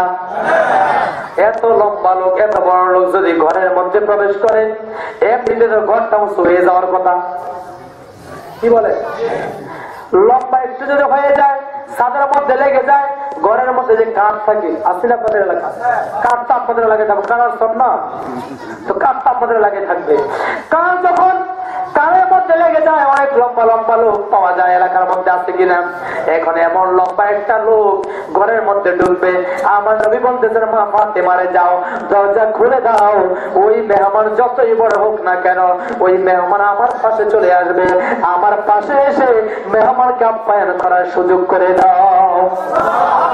মা ফাতেমা বলতেছে, ইয়া রাসূলুল্লাহ, এটা মেহমান না। আমি জিজ্ঞাসা করলাম তার নাম, সে বলল তার নাম হচ্ছে আজরাইল। আমার নবী বলতেছেন, মা ফাতেমা রে কথা বেশি বাড়িও না, আল্লাহর পক্ষ থেকে আল্লাহ মেহমান পাঠিয়েছে। মেহমানকে বাইরে দাঁড় করিয়ে আপ্যায়ন করা যাবে না, মেহমানকে ঘরের মধ্যে আপ্যায়ন করতে হবে। এটা আমার আল্লাহর নির্দেশ, আর আমি নবীর সুন্নত হয়ে গেল। জোরে বলুন। তাহলে আপনাদের ঘরে যখন মেহমান আসবে, দরজা খুলে বলবেন, ভাই কেন আসছেন? ভাই কাজে আসছি, তো ঠিক আছে ধরেন নেন চলে যান, এটা বলবেন? কি বলবেন? কি করবেন? ঘরের মধ্যে কোনো কাজ নাই, ওনার আসছে বসে উনি আইসে চলে যাবে, তারপর আপনার আমার দায়িত্ব হচ্ছে বলতে হবে যে বাবা ভাই বা চাচা আসলে একটু ঘরে বসেন। এটা হচ্ছে না কার সুন্নত? নবীজির সুন্নত। কার সুন্নত? নবীজির সুন্নত। আমার নবীজি বলতেছেন মা ফাতেমা যাও যাও আজরাইলকে বলো এখানে চলে আসতে। মা ফাতেমা দরজা খুলতেছে না। ইয়া রাসূলুল্লাহ ইয়া হাবিবাল্লাহ, আজরাইল কেন আসলো? আমার তো মনে হয় আজরাইল যেখানে যায় সেখান থেকে কাউকে না কাউকে নিয়ে যায়, কারণ নেওয়ার জন্য যায়। এইখানে তো আমি আর আপনি আছি, হয়তো আপনি চলে যাবেন নয়তো আমি চলে যাব। ইয়া রাসূলুল্লাহ, আপনি যদি চলে যান আমার অন্তরটা খানখান হয়ে যাবে, আর আমি যদি চলে যাই আমার সন্তানগুলো তো ছোট ছোট, আমার সন্তানগুলো সহ্য করতে পারবে না। ইয়া রাসূলুল্লাহ, আজরাইলকে ফেরত পাঠিয়ে দেন, আজরাইলের এখানে কোনো প্রয়োজন নাই। আমার নবী বলতেছেন ভাই ফাতেমা যাও দরজা খুলে দাও। আল্লাহ আল্লাহ মেহমান পাঠিয়েছেন, নবীর কাছে পাঠিয়েছেন, মেহমানকে আপ্যায়ন করতে হবে। আসার পরে থাকবে না চলে যাবে সেটার সিদ্ধান্ত আমি নবী করবো। জোরে বলে সুবহানাল্লাহ। সিদ্ধান্ত কে দিবেন? কে দিবেন? আর আমার আপনার সামনে যদি আজরাইল আসে জিজ্ঞেস করবেন কেউ তোমার মানুষ মাহফিল তো করছিলেন দরজাতে ঢুকবো জিজ্ঞেস করবে? আপনি সারাটা ঘর যদি আপনি ইট দিয়া ব্যারিকেড দিয়ে রাখেন, কোন দরজা নাই, তারপরে সেখানে আজরাইল যেতে পারে কিনা? পারে কিনা বলেন? আর আমার আপনার নবী কেমন নবী একটু চিন্তা করে ব্রেনের মধ্যে ঢুকান। আমার আপনার নবীর কাছে অনুমতি ছাড়া আজরাইল পর্যন্ত আসতে পারে না। কথা বলেন নাই? তাহলে আমার নবী আর আমি আর আমার নবী কি সমান হয়ে গেলাম? আমার নবীর ধুলাবারের যোগ্যতা তো আমার নাই, ঠিক কিনা? আমার নবীর কাছে আসতে গেলে আজরাইল কারো কাছ থেকে অনুমতি নিতে হয় না, কাউকে জিজ্ঞাসা করতে হয় না। আর আমার নবীর কাছে আসতে গেলে আজরাইল অনুমতি নেওয়া ছাড়া ঘরে প্রবেশ করতে পারে না। আমার নবী আমার মতো নয়, আমি নবীর মতো নয়, বরং নবী হচ্ছে আল্লাহর পরিচয় স্থান, তিনি হচ্ছে মুহাম্মদ রাসূলুল্লাহ সাল্লাল্লাহু আলাইহি ওয়াসাল্লাম। ঠিক কিনা বলেন? এটা বিশ্বাস রাখতে হবে। মা ফাতেমা দরজা খুলে দিলেন, আজরাইল ঘরের মধ্যে চলে আসলেন। মা ফাতেমা আর সামনে থাকলেন না, পর্দার খেলাপ হয়ে যাবে। কারণ মানুষ আকৃতিতে কি আকৃতিতে? ও আমার মা বোনেরা, 14 জন পুরুষ ছাড়া অন্য কারো সামনে তো আপনারা যাওয়া যাবে না। আপনার বাবা, আপনার ভাই, আপনার দাদা, আপনার নানা, আপনার ছেলে, আপনার স্বামী, তারপর আপনার স্বামীর, আপনার ছেলের ঘরের ছেলে নাতি, আপনার মেয়ের ঘরের নাতি, এইরকম থেকে 7 জন 14 জন কাছে আপনি যেতে পারবেন। এই 7 জন তারা মামাতো চাচাতো খালাতো ফুফাতো ভাইয়ের কাছে একজন মহিলা বেপরদা ভাবে যাওয়া যাবে? কেউ চুপ করে বলো না। মামাতো খালতো ফুফাতো চাচাতো ভাই বোনের কাছে বেগানা সাক্ষাৎ করা হারাম। কি হুজুর সুন্নি হুজুরা পর্দার ওয়াজ করে না, লয়ে এলো। এটা হচ্ছে পর্দার ওয়াজ। কিসের ওয়াজ? পর্দা হচ্ছে স্বামীর কাছে কোনো পর্দা লাগে না, বাবার কাছে পর্দা লাগে না, ভাইয়ের কাছে পর্দা লাগে না, সন্তানের কাছে পর্দা লাগে না, দাদার কাছে পর্দা লাগে না, নানার কাছে পর্দা লাগে না, শ্বশুরের কাছে পর্দা লাগে না। ঠিক কিনা বলেন? এর উল্টো হয়ে গেলে 7 করে 14 জন, অর্থাৎ বাবার দাদা আছে, মায়ের ঘরের নানা আছে, এইরকম ব্যক্তি 7 করে 14 জন ব্যক্তি থাকবে। এই 14 জন ব্যক্তি ছাড়া অন্য কারো কাছে দেখা করা সাক্ষাৎ করা প্রত্যেকটা মহিলার জন্য হারাম। আর আমাদের পুরুষদের জন্য এই 14 জন মহিলা ছাড়া দেখা করা জায়েজ নাই। কথা বলছেন? নিজের মায়ের সামনে যেতে পারবেন, নিজের বোনের সামনে যেতে পারবেন, স্ত্রীর কাছে যেতে পারবেন, নিজের সন্তানের কাছে যেতে পারবেন, নিজের বোনের কাছে, বোনের ঘরে বোনের কাছে, বোনের ঘরে মেয়ের কাছে, ছেলের ঘরে মেয়ে ভাগ্নের কাছে, ভাতিজির কাছে যাওয়া যাবে।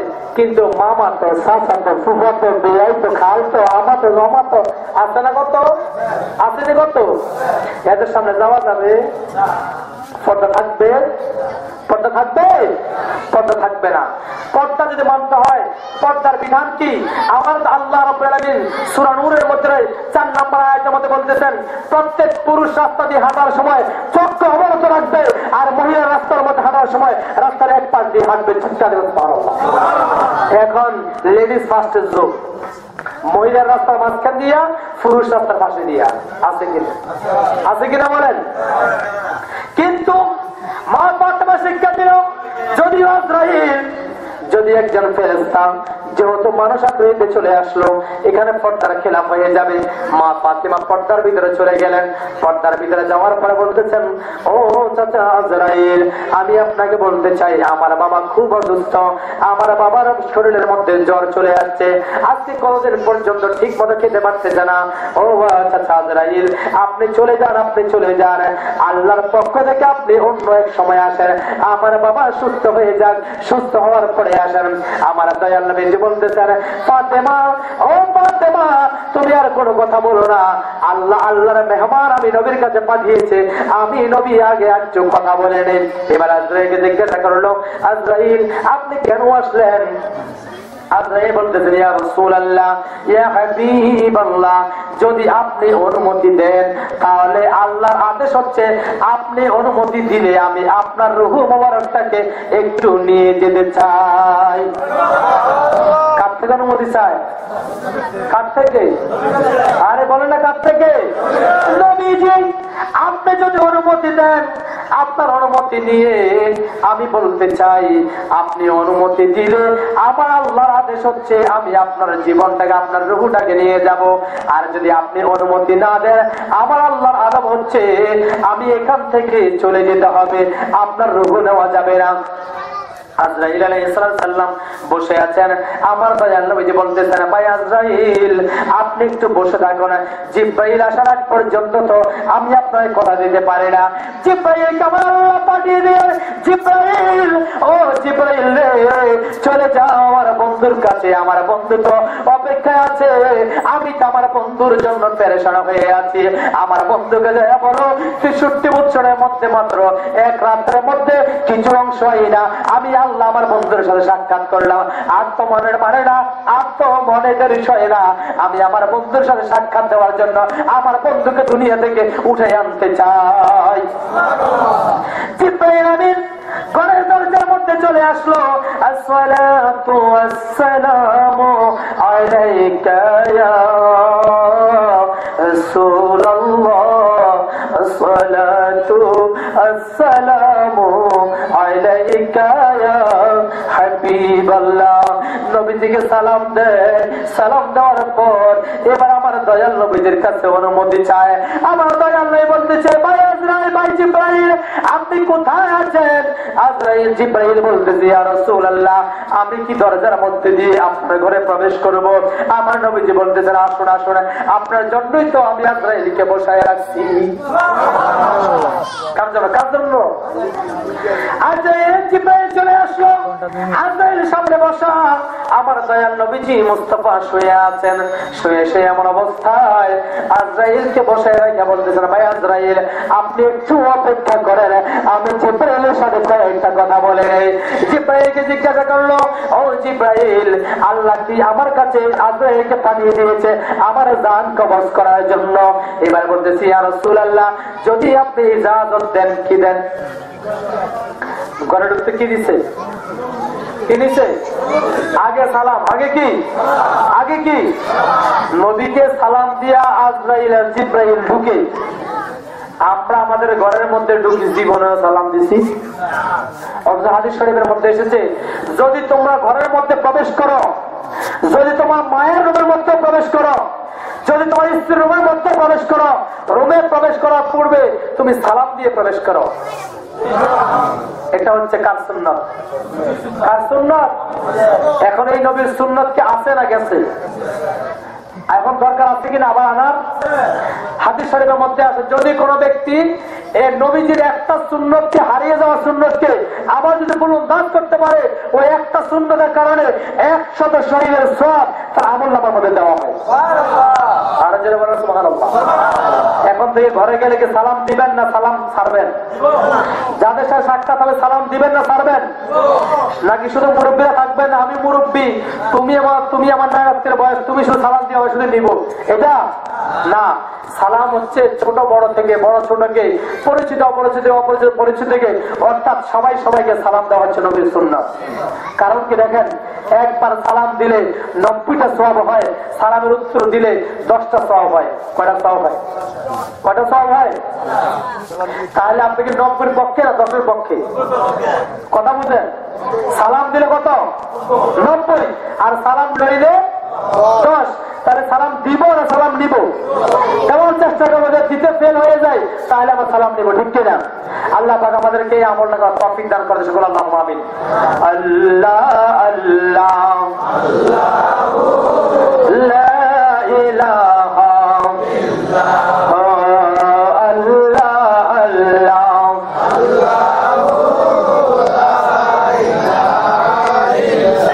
মা আমিনা স্বপ্নে দেখেন ও দরে তার নূর। মা আমিনা, মা আমিনা কার মা? বলেন না, সবাই বলেন না। নবীজির মা বলতেছেন, আমি আমার উদরের মধ্যে একটা নূরে মুজাসসাম দেখতে পাইলাম। এখন আমি যদি বলি নবী হচ্ছে মাটির নবী, তাহলে হবে? নবীর মার কথা সত্য না আমার কথা সত্য? কার কথা? মা সন্ধ্যা সম্বন্ধে বেশি জানে ভালো নাকি বাইরের লোক বেশি জানে? সে মা বলতেছেন, মা আমিনা স্বপ্নে দেখেন ও দরে তার নূর, সেই নূরের নাম রাখিলেন, সেই নূরের মুহাম্মদ রাসূল নবীজি। আল্লাহ আল্লাহ ও লা ইলাহা আল্লাহ আল্লাহ।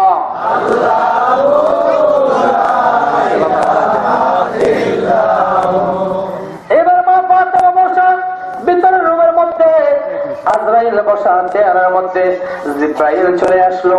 আমার দয়াল নবীজি ঘোষণা দিলেন, ও জিব্রাইল, আমার জান যদি নিয়ে যায়, আমার জান যদি নিয়ে যায়, আমার উম্মতকে কে দেখাশোনা করবে?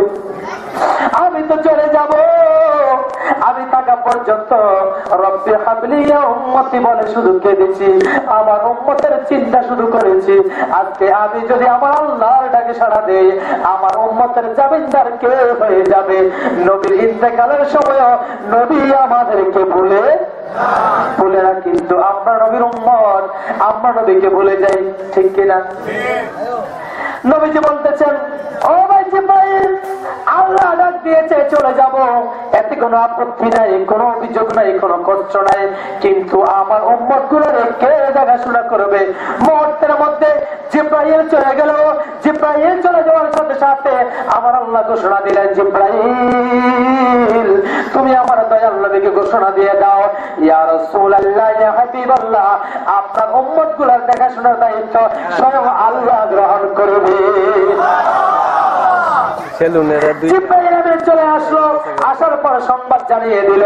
সংবাদ জানিয়ে দেওয়ার পরে আমার দয়াল নবীজি বলতেছেন, ও ভাই জিব্রাইল, আমি তো চলে যাব, আমার কোনো আপত্তি নাই, কিন্তু আমি বলতে চাই, আমি চলে যাওয়ার পর আমার উম্মত যদি বিপদে পড়ে যায়, বিপদ থেকে কে উদ্ধার করবে? জিব্রাইল মুহূর্তের মধ্যে চলে গেল। এমন করে হাদিস শরীফের মধ্যে এসেছে, 4 বার জিব্রাইল আমিন আমার আল্লাহর সাথে একবার যায়, আবার নবীর কাছে আসে, আবার আল্লাহর কাছে যায়, আবার নবীর কাছে আসে।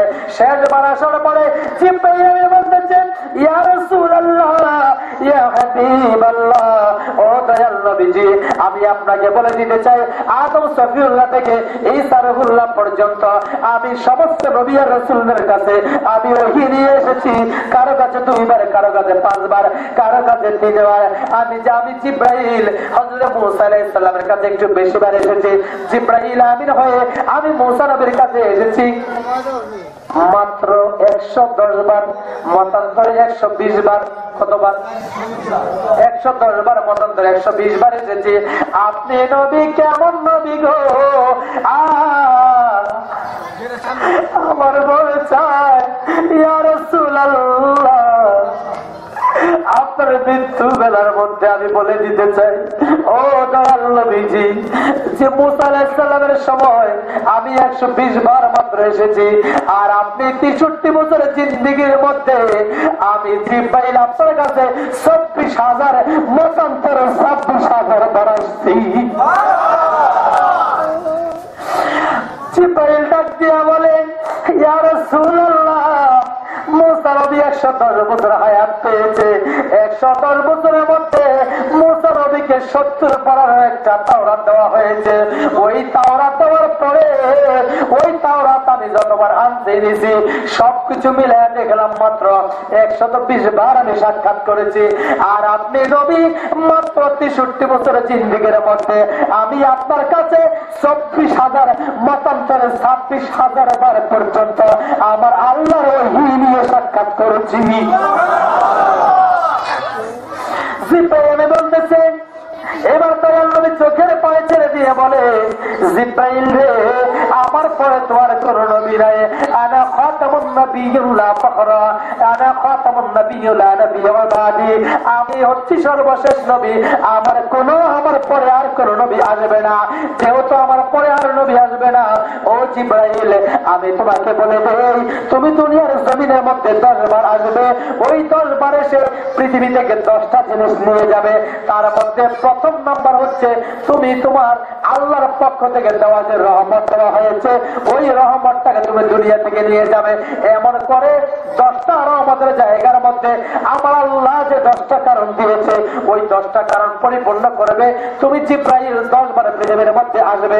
10 বার যখন আসা শেষ হয়ে যাবে, 10টা জিনিস যখন নেওয়া শেষ হয়ে যাবে, তখন এই পৃথিবীকে ধ্বংস করে আমার আল্লাহ কিয়ামতে পরিপূর্ণ করে দেবেন।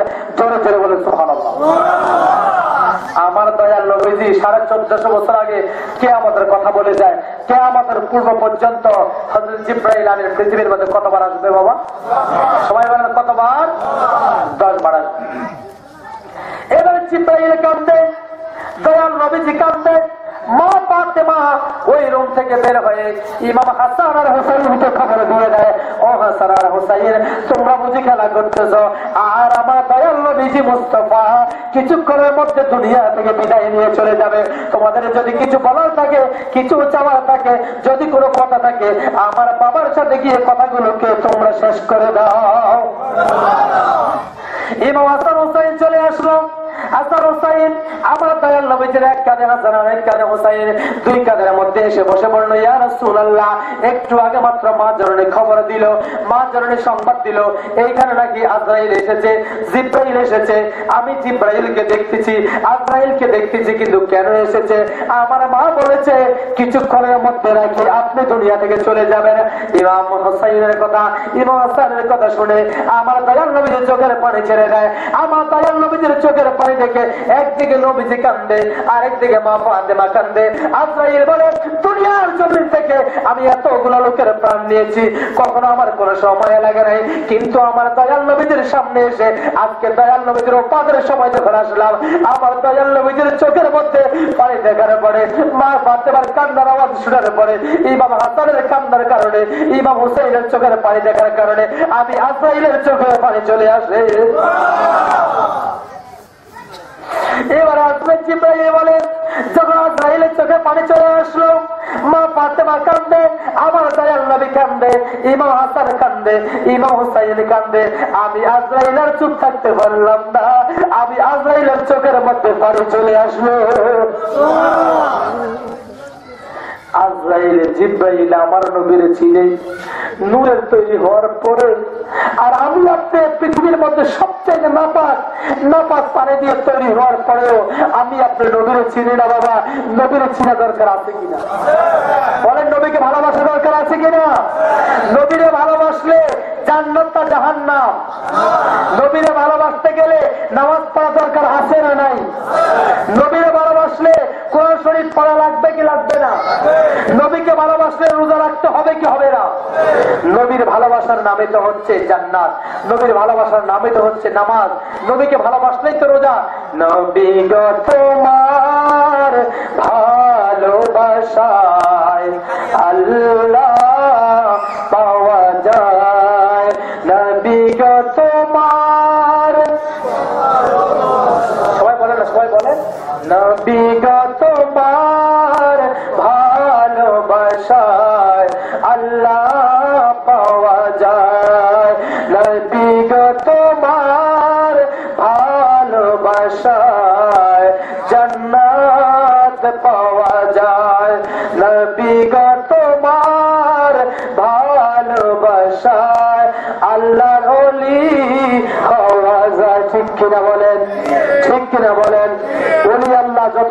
হয়েছে আমার নবীর প্রেমে পড়ে, মহাব্বতে পড়ে। হতে পারে কেউ আমার নবীকে প্রকাশ্য ভালোবেসেছে, আবার কেউ হয়তো মাটি গর্ত করে ভালোবেসেছে, কেউ হতে পারে নবীকে রাত্রের গভীর রাতে গিয়ে ভালোবেসেছে, হতে পারে কেউ নবীজিকে সংসার ছেড়ে দিয়ে তারপরে ভালোবেসেছে, ঠিক কিনা? কিন্তু নবীকে ভালোবাসলে ওলি আল্লাহ হওয়া যায়, নবীকে ভালোবাসলে জান্নাত পাওয়া যায়, নবীকে ভালোবাসলে আল্লাহ পাওয়া যায়। ঠিক কিনা? জিব্রাইল বলতেছে, ইয়া রাসূলুল্লাহ, ইয়া হাবিবাল্লাহ, কিছুক্ষণের মধ্যে আপনার প্রাণটা নিয়ে যাওয়া হবে। ও ইয়া রাসূলুল্লাহ, আপনার যদি আর কিছু বলার থাকে আপনি বলে দেন।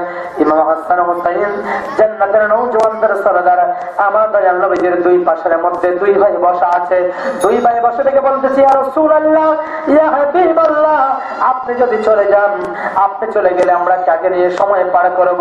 আমরা যখন, আমার বাবা তো আলী খুব গরীব সাহাবী, আমার বাবার ঘরের মধ্যে অনেক সময় খাবার থাকতো না, অনেক সময় আমরা খাবার খেতে পারতাম না। ইয়া রাসূলুল্লাহ, যখন খাবারের আমরা অনুভব করতাম, আমি দেখলাম যদি আপনার চেহারা মোবারক আমরা দেখি, ইয়া রাসূলুল্লাহ, আপনার চেহারা মোবারক দেখার সাথে সাথে আমাদের খিদার আর যন্ত্রণা থাকে না। আপনার চেহারা মোবারক দেখার সাথে সাথে আমরা আমাদের খিদার কথা ভুলে যেতাম। আমরা সারাদিন যদি আপনার চেহারার দিকে তাকিয়ে থাকতাম, ইয়া রাসূলুল্লাহ, পেটের মধ্যে ক্ষুধার কসম দিয়ে বলি গো, ইয়া রাসূলুল্লাহ, পেটের মধ্যে কোনোদিন খিদা লাগতো না, পেটের মধ্যে খিদা কি জিনিস বুঝতাম না। ইয়া রাসূলুল্লাহ, আপনাকে বলে দিতে চাই, যদি আপনি চলে যান, আমরা কার দিকে চেয়েছে আমাদের খিদা নিবারণ করব? আমার দয়াল নবীজি চোখের পরে আরো ছেড়ে দেয়। ইমাম হুসাইন বলতেছি, ইয়া রাসূলুল্লাহ, যখন ঘোড়া চড়তে মন চাইতো আপনি ঘোড়া হয়ে যেতেন, আমি হুসাইন আপনার উপরে উঠে আপনি নবীকে ঘোড়া বানাইয়া আমি ঘোড়ার শখকে মিটাই যাব। ও দয়াল নবী গো, আপনি চলে গেলে আমি কাকে ঘোড়া বানাবো? আমি কার পিঠের মধ্যে সওয়ার হব নবী? আমি আর কাকে নিয়ে ঘোড়া বানাবো? আপনি নবী চলে গেলে আমি হুসাইন তো থাকতে পারবো না।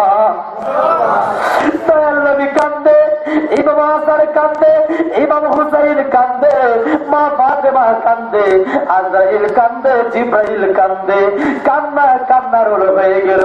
কিছুক্ষণের মধ্যে দেখা যায় জিব্রাইল বলতেছে, ইয়া রাসূলুল্লাহ, আপনি যদি ইজাজতের হুকুম দেন তাহলে আপনার প্রাণ নেওয়ার কাজটা আজরাইল শুরু করবে। আজরাইল আলাইহিস সালাতু ওয়া সালাম আমার দয়াল নবীর ইচ্ছে কাছ থেকে অনুমতি চাইলো।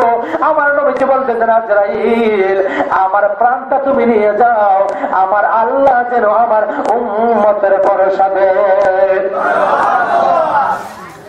এবারে আজরাইল আলাইহিস সালাতু ওয়া সালাম আমার দয়াল নবীর বুকের মধ্যে আস্তে করে হাতটা রাখলেন। যেহেতু মানুষ শুরুতে কিসের শুরুতে, কিসের শুরুতে? আর আজরাইল জিব্রাইল কিসের শুরুতে? মনে রাখবেন, আজরাইল আলাইহিস সালাম আমার দয়াল নবীর বুকের মধ্যে আস্তে করে হাত লাগায়। আস্তে করে হাত লাগানোর পরে আমার দয়াল নবী বলতেছেন, ও আজরাইল, আজরাইল রে, আমার মনে হয় 7টা আসমান আর 7টা জমিন আমি নবীর উপরে রাখেছো। আজরাইল বলতেছি, ইয়া রাসূলুল্লাহ, দুনিয়ার মধ্যে আমি যতগুলো প্রাণ নিয়েছি সবচাইতে সহজ থেকে আরো সহজ ভাবে আপনি নবীর প্রাণ আমি নেওয়ার চেষ্টা করছি। আমি শুধু হাত ছাড়া গেলে আপনার প্রাণটা চলে আসবে, যেই মাত্র প্রাণ আসবে এই মাত্র আপনি আমাকে থামিয়ে দিলেন। ইয়া রাসূলুল্লাহ, আমি সবচাইতে সুকৌশলের মধ্যে আপনার প্রাণটা নিতে চাই।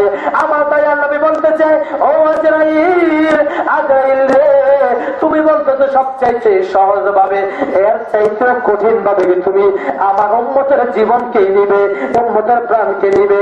ও আজরাইল, আজরাইল রে, আমি তোমাকে বলে দিতে চাই, তামাম পৃথিবীর আমার উম্মতের যতগুলো মৃত্যুর কষ্ট আছে আমি নবীরে দিয়া দাও। আজরাইল বলে, ইয়া রাসূলুল্লাহ, ইয়া হাবিবাল্লাহ, ও দয়াল নবীজি, আমি আপনার উপরে শুধু একটু হাতের স্পর্শ দিলাম, শুধুমাত্র হাতটাকে একটু রাখলাম। ইয়া রাসূলুল্লাহ, আপনার উম্মতের কাছে গিয়ে তো আমি অনুমতি দিব না, আপনার উম্মতের কাছে গিয়ে জিজ্ঞাসা করব না, আপনার উম্মতের কাছে যাব আর নিয়ে আসবো। ওখানে দেখা যায় হযরত আমজাদ আলী নামে একজন লেখক ছিলেন, বাহারে শরীয়ত কিতাব লিখেছেন। ওই বাহারে শরীয়ত কিতাবের মধ্যে খুলে দেখলাম, একটা মানুষের জীবন যখন যায় 70টা উট জিন্দা অবস্থায় জবাই করার পরে চামড়া তুলতে যেমন কষ্ট হয়, 70টা উটের কষ্টের সম পরিমাণে একটা লোকের মৃত্যুর কষ্ট হয়। কথা বুঝতেছেন তো? কয়টা উটের কথা বলছি? 70টা উটকে জিন্দা অবস্থায় রেখে শরীর থেকে চামড়া চুলতে যেমন কষ্ট হয়, একটা লোকের মৃত্যুর কষ্টটা তার চাইতে আরো বেশি। এবার জিব্রাইল বলতেছি, ইয়া রাসূলুল্লাহ, আমি আপনাকে একটা কথা বলে দিতে চাই, যদি আপনার কোন উম্মত আপনি নবীকে জীবনের চাইতে বেশি ভালোবাসে, আপনি নবীকে সবচাইতে বেশি ভালোবাসে, আপনি নবীর জন্য ধন সম্পদ মায়া মমতা স্ত্রী সম্পদ সবকিছু ছেড়ে দিয়ে আপনি নবীকে যদি বেশি ভালোবাসতে পারে, ও নবী গো, আমি আপনাকে বলতে চাই ওই ব্যক্তির ঈমানটা হয়ে যাবে যেমন একটা রুই যদি তার উপরে রাখা হয়, তার উপরে একটা রুই রাখলে যতটুকু পর্যন্ত ওজন হবে, ওই মুমিন ব্যক্তির প্রাণটা আমি তার চাইতে আরো সহজ ভাবে নেব। কাকে ভালোবাসলে? জোরে বলেন, আরে জোরে, আরে মায়া করে বলেন, কাকে ভালোবাসলে? সেই নবীকে ভালোবাসতে হবে দেখানোর জন্য নাকি অন্তর দিয়ে? আমি কই না মনের কথা, কই না আমি, কই না মনের কথা, কার কাছে বলিব দুঃখ, কার কাছে দরদ মিলে না, আমি কই না মনের কথা, কই না আমি, কই না মনের কথা। যদি এমন কথা যদি বলি যে নবীরে ভালোবাসলে নিজের জীবনটা যদি নিজের জীবনের চাইতে, নিজের সন্তানের চাইতে, নিজের পিতামাতার চাইতে, এর চাইতে পৃথিবীর সমস্ত সম্পদ যদি আমি মুফতি হাসানুজ্জামানের নামে লিখে দেওয়া হয়, আর আমি যদি বলি এই সম্পদ আমার দরকার নাই, আমি আমার নবীর প্রেমকে বেশি প্রাধান্য দিব, আমি নবীকে বেশি ভালোবাসবো, অন্তর দিয়ে যদি বলি, তাহলে আমার মৃত্যুটা হবে একটা রুই আমার শরীরের উপর রাখলে যেমন হবে, অর্থাৎ 1 গ্রাম ওজন হবে না, তার চাইতেও সহজ মৃত্যু হবে। ঠিক কিনা? এরকম মৃত্যু আমরা চাই কিনা? কে কে চাই? কে কে চাই বলেন? নারায়ে তাকবীর, নারায়ে রিসালাত, আহলে সুন্নাত ওয়াল জামাত, পবিত্র উরুস মুবারক। আজরাইল আলাইহিস সালাম কথা দিয়ে দিলেন, নবীজি রাজি হয়ে গেলেন, খুশি হয়ে গেলেন। আজরাইল, এবার আমি আপনাকে অনুমতি দেই, আপনি আপনার কাজ সম্পন্ন করেন, আপনি আপনার কাজ পরিপূর্ণ করেন। আপনি যে কাজের জন্য এসেছেন আমার দয়াল নবীজির উপরে এবার আস্তে করে হাতটা দেওয়ার সাথে সাথে আমার দয়াল নবীজির রূহ মোবারকটা আজরাইলের হাতের মধ্যে চলে আসলো। আজরাইল মুহূর্তের মধ্যে নাই, আর কেউ দেখে না। আজরাইল চলে গেল, জিব্রাইল চলে গেল, আর তো জিব্রাইলকে দেখা যায় না। জিব্রাইল চলে গেল, আমার দয়াল নবীজির নবীজির প্রাণটাও নিয়ে গেল। এবার আজরাইল প্রথম আসমান, দ্বিতীয় আসমান, তৃতীয় আসমান, সপ্তম আসমান পর্যন্ত চলে যায়, কিন্তু আমার দয়াল নবীজির রূহ মুবারক রাখার মতো কোন জায়গা পায় না। এবার আজরাইল সপ্তম আসমানে আলমের হওয়ার মধ্যে গিয়ে বলে, আল্লাহ, পৃথিবীর সমস্ত মানুষের রূহগুলাকে নিয়ে আইসা ওই বড় গাছের মধ্যে রেখে দে, আলম আরফার মধ্যে রেখে দে। আজকে আপনি আপনার নবীর রূহ আনার জন্য আমাকে দায়িত্ব দিয়েছেন, এই রূহ রাখার মতো কেউ ওজন নিতে চায় না, কেউ ভার নিতে চায় না। আমার দয়াল নবী বলতেছেন, জিব্রাইল, আজরাইল রে, আমার দয়াল নবীজির প্রাণ মোবারকটা, আমার দয়াল নবীজির রূহ মোবারক, আমার দয়াল নবীজির বডি ছাড়া অন্য কোথাও রাখা যাবে না। দয়াল নবীজির বডি মোবারক ছাড়া আমার দয়াল নবীজির রূহ মোবারক অন্য কোথাও রাখা যাবে? কথা বুঝতেছেন? এই মৃত্যু আমার নবীজির ওফাতের সময়টা অনেক করুণ কালের, অনেক করুণ সময়, অনেক করুণ ইতিহাস। আমার নবীজির ওফাতের সময়টা অনেক কষ্টের সময়। বাবারা, বন্ধুরা, আমি যতটুকু সময় পেরেছি অতটুকু বলেছি। পরবর্তীতে আল্লাহ যে কখনো আমার রিজিক রাখেন, পরবর্তীতে আবার আপনাদের সাথে কথা হবে। চলুন আমরা নবীকে একটু সালাম দেই, ওই নবীকে সালাম দেই যে নবীকে সালাম দিয়েছেন জিবরাইল আর আজরাইল, ঠিক কিনা? আল্লাহর পক্ষ থেকে জিবরাইল আজরাইল যদি আমার আল্লাহকে, আমার নবীকে সালাম দিতে পারে, আমার নবীকে যদি সালাম দিতে পারে, আমরাও সেই নবীকে সালাম দিতে চাই কি চাই না? নবীকে সালাম দিলে এটা গুনাহ হবে না সওয়াব হবে? বিদআত না ইবাদত? বিদআত না ইবাদত? মনে রাখবেন, নবীজির সম্মান বাড়ানোর জন্য যা কিছু করা হবে এটা পুরোটাই ইবাদত। ফেরেশতাओं के सलामे कहने वाले बहुत करती थी हजरत मेरा सुनती थी ये आवाज